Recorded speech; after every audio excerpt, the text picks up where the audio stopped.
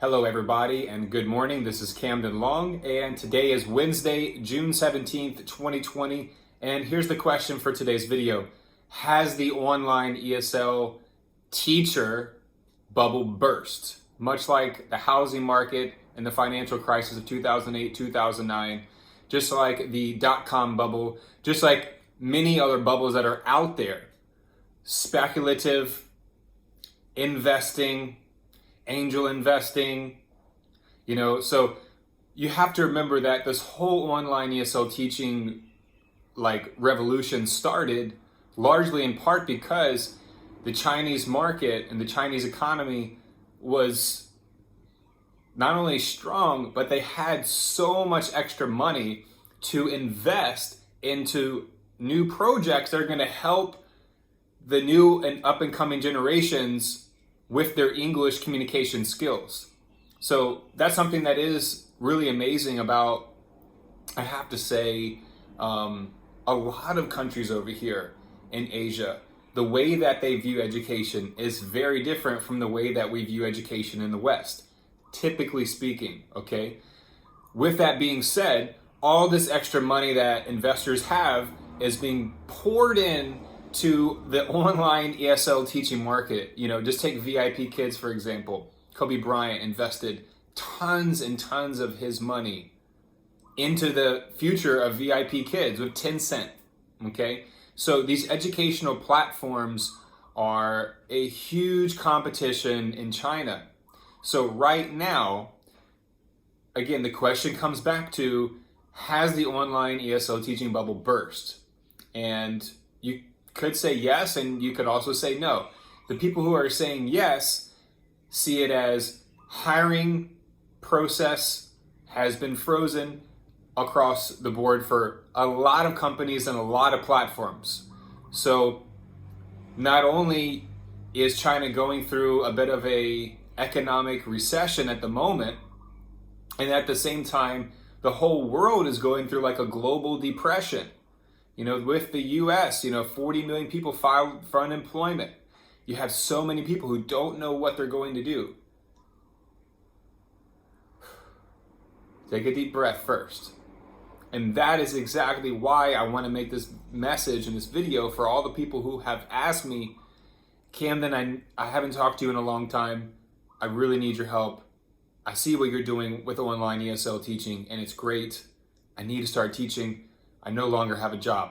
So I have a lot of empathy for people out there who are going through hard times because I myself have gone through those hard times. But it built the character, it built the strength, and also built the willpower and that determination and the dedication that you need in order to succeed in your life with your goals, your journey, your dreams, your vision, your aspirations, all of these things, okay? So, the hiring process has been frozen for a lot of online ESL companies, as I have mentioned. At the same time, what are you going to do about your future? So this video is not only just for beginners hearing now that it's not easy to become an online ESL teacher, because it is oversaturated. At the same time, a lot of companies have stopped hiring new teachers. Okay? So, what does that mean for you? That means whether you are getting into online ESL teaching and you don't know what to do now, or if you're an advanced online ESL teacher. So I really hope you're still listening. A lot of people say, Camden, I don't know what to do with this online teaching thing. It's great. I can make money at home. There's lots of pros. I don't have to drive to school. I don't have to be in a tight suit and tie and all that. But the lessons are so repetitive. It's the same thing over and over, basically every single day. And there's not a lot of intellectual stimulation. And everything is pre-planned. The curriculum, the lesson plans, everything is already set in stone. So there's really not any individual or independent input of the actual lesson or the curriculum of what that student actually needs. Because a lot of times the student might not be on the level that they need to be on, or the unit, or whatever the case may be, right? But those are your teacher moments where you have to step in and you have to make that difference in that lesson. Again, that's probably why I've been able to build up regular students. Also, at the same time, a lot of my regular students have ghosted. They've gone. Like, a lot of them told me that they don't have time for classes anymore, that their school schedule is too tight, it's too rigorous, there's a lot of testing coming up. You know, it's tough times for the whole world right now. So if you're not happy and completely fulfilled with something that's going on in your life, then you need to have the courage to step up and actually make a change. That's why I pulled myself out of Chiang Mai. That's why I got out of the apartment lifestyle, condo living. I'm not up here as a hypocrite because I've lived in an apartment in Orlando, Florida for a couple years, and then also in Chiang Mai for a couple years. So I know what it's like. Okay, you don't have any freedom. You're on top of all, your own levels, and everyone's living on top of each other, and you go outside and it's just concrete. And this whole idea of, I'm going to go to a park, that's great. But you know what's even better is having a house, or just being able to walk outside your home onto grass. Because those of you who are ready to take the next level, you got to believe in your vision. And if you want to live out in the countryside, and you want to just get outside the city, away from the air, away from the madness, from the chaos.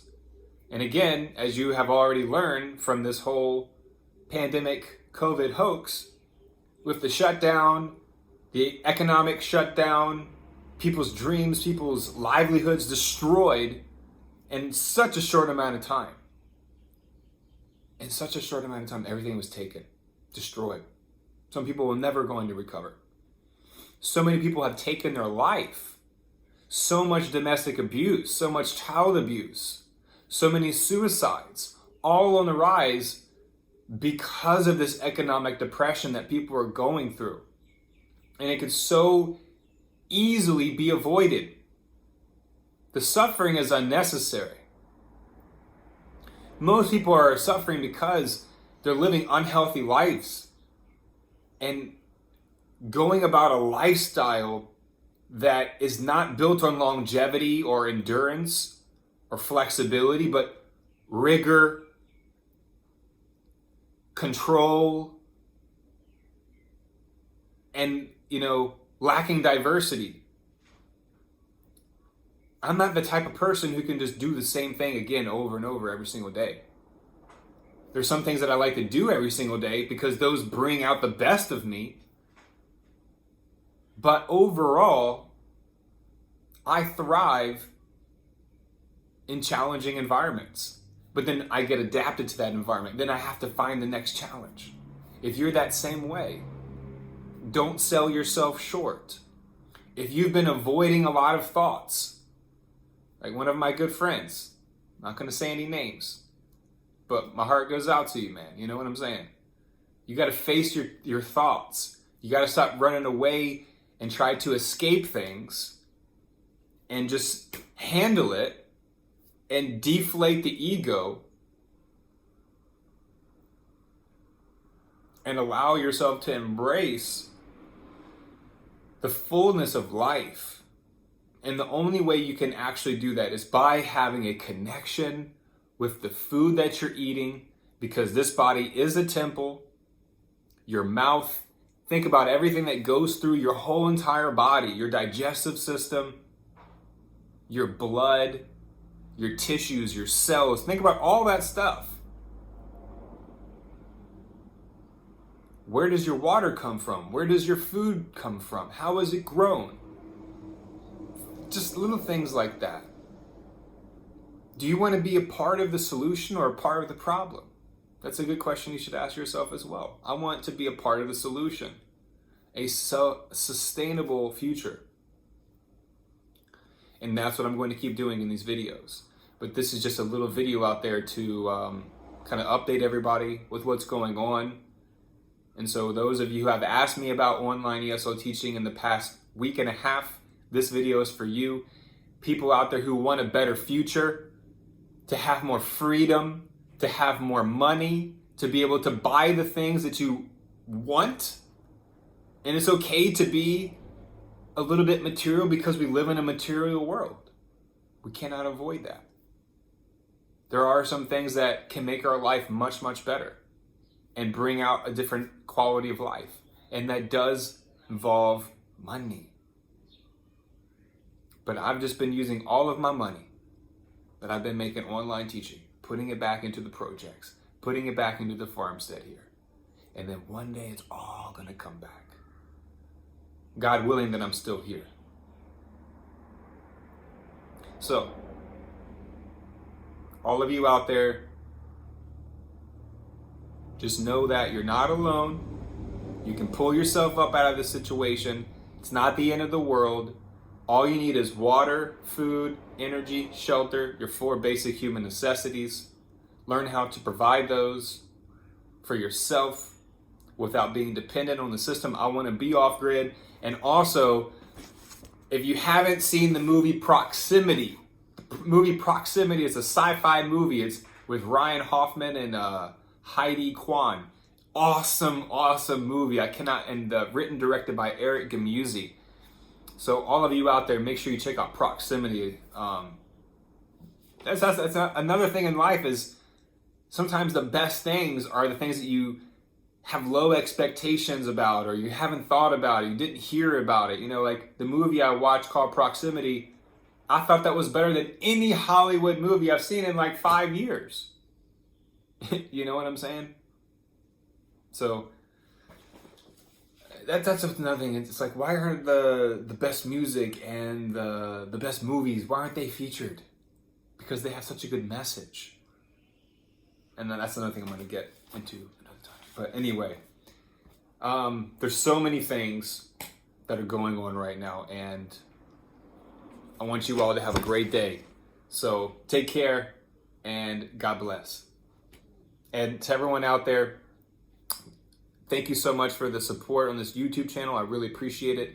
Give it a thumbs up if you like the video. Leave a comment in the comment section, or if you have a question, let me know. I tried to cover everything I could in this video about the online ESL teaching world. I've made so many videos on this YouTube channel, so make sure you check out all the videos that I've uploaded. Lots of information, lots of rambling, lots of ranting, but it's okay. You'll get something from it. So have a great day. Thank you so much.